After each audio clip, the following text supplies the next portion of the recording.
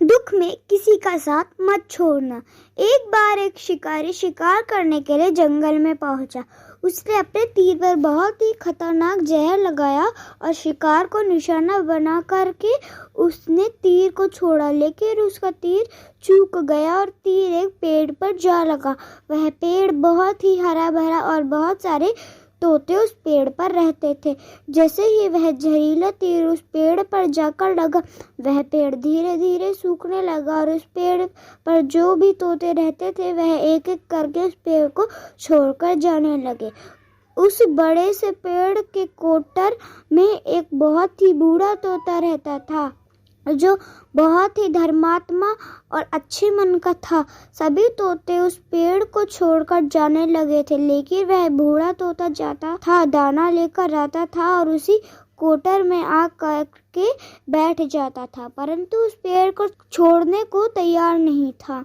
बूढ़े तोते के साथियों ने कई बार आग करके उसे समझाया कि यह पेड़ सूख रहा है और किसी दिन गिर भी जाएगा, चलो किसी और पेड़ पर चलकर रहा जाए, परंतु वह बूढ़ा तोता वहां से जाने के लिए तैयार नहीं हो रहा था। अब यह बात देवराज इंद्र तक पहुंची।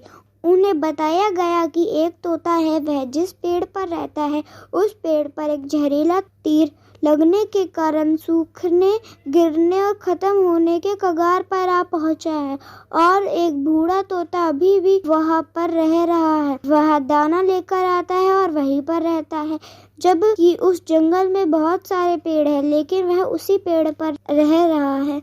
देवराज इंद्र प्रकट हुए और उस बूढ़े तोते से कहने लगे कि आप बहुत धर्मात्मा हैं, बहुत ही अच्छे मन के हैं, लेकिन आप इस पेड़ को छोड़कर किसी और पेड़ पर चले जाइए, क्योंकि यह पेड़ कुछ ही दिनों में गिर जाएगा। तालाब के पास में बहुत से बड़े बड़े हरे भरे पेड़ है, बड़े बड़े कोटर है, उन पेड़ों पर फल भी लगे हुए हैं, उन्हें वही पर तोड़कर खा सकते हैं, परंतु यहाँ से आप चले जाए।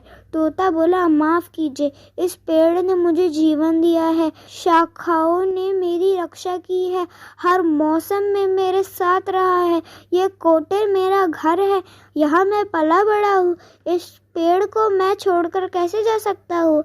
इस पर संकट आया है तो क्यों मैं ऐसे छोड़कर चला जाऊं? मैं ऐसा कभी नहीं कर सकता। देवराज इंद्र तोते की इस बात पर बहुत प्रसन्न हुए। देवराज इंद्र तोते की इस बात पर बहुत प्रसन्न हुए। उन्होंने तोते से कहा, मैं आपकी इस बात से बहुत ही खुश हूँ, मांगो जो आपको मांगना हो।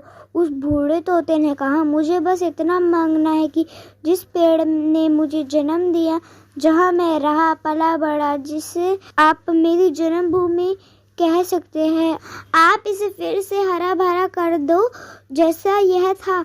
देवराज इंद्र ने अमृत से उस पेड़ को सींच दिया और पहले की तरह हरा भरा कर दिया।